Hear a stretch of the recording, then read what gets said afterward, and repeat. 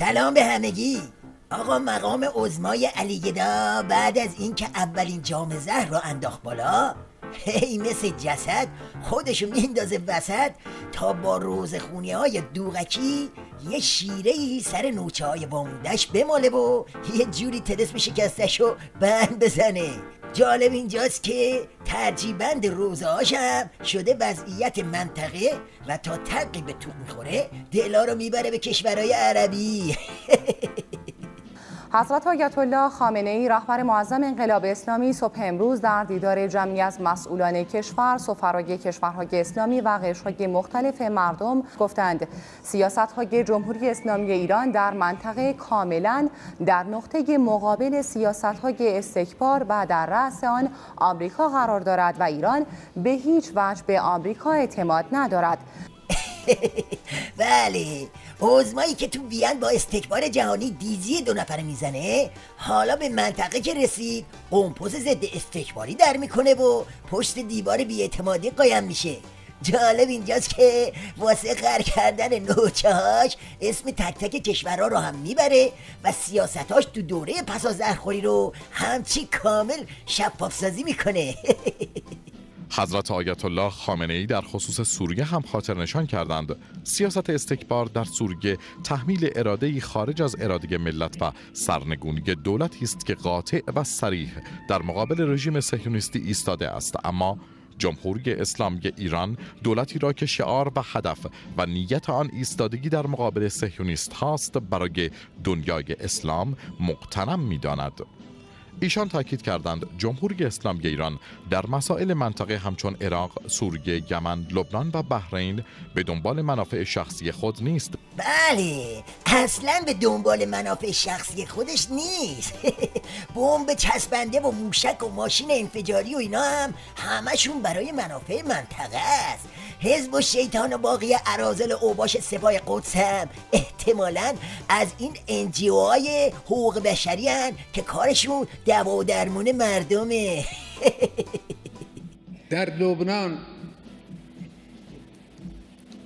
استکبار و در رأس آنها آمریکا سالهای متمادی رژیم صهیونیستی بخش مهمی از لبنان رو اشغال کرده بود. اینا سکوت کردن، سکوت توأم با رضایت. بعد یک گروه مقاومت مؤمن فداکاری پیدا شدن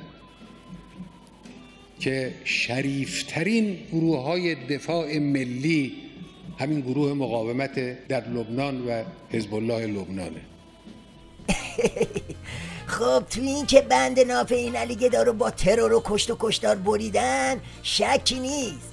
کار این رژیم بدون صدور قنبله و موشک و این حرفا اصلا پیش نمیره.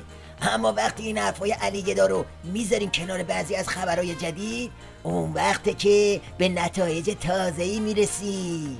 ادعاهای امریکایی‌ها درباره مذاکرات هسته‌ای ادامه دارد. جان کری میگوید ایرانی‌ها بر اساس نتایج مذاکرات دیگر نمی‌توانند به گروه‌های همسو با جمهوری اسلامی در عراق، یمن، لبنان و فلسطین کمک کنند. ضمن اینکه آمریکا در قطعنامه پیشنهادی سازوکاری دیده است که رأساً می‌تواند همه تحریم‌ها را به سرعت بازگرداند.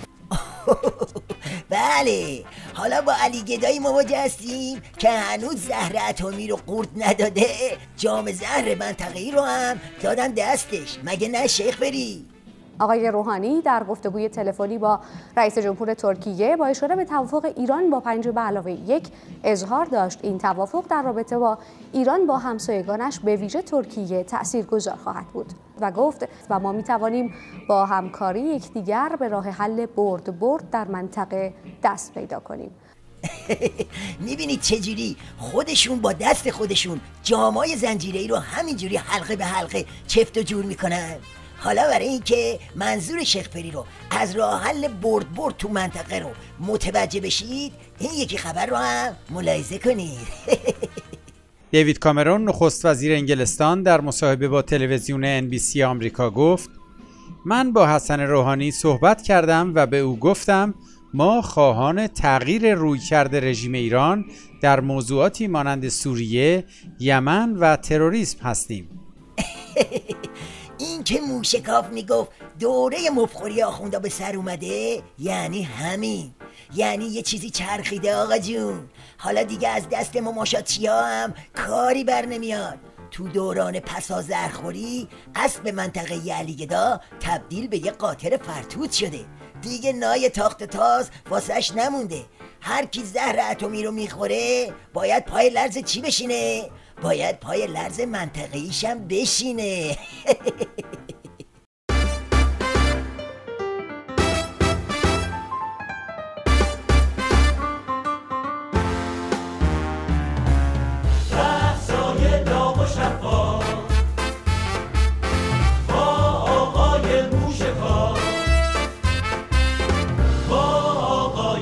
موشکاف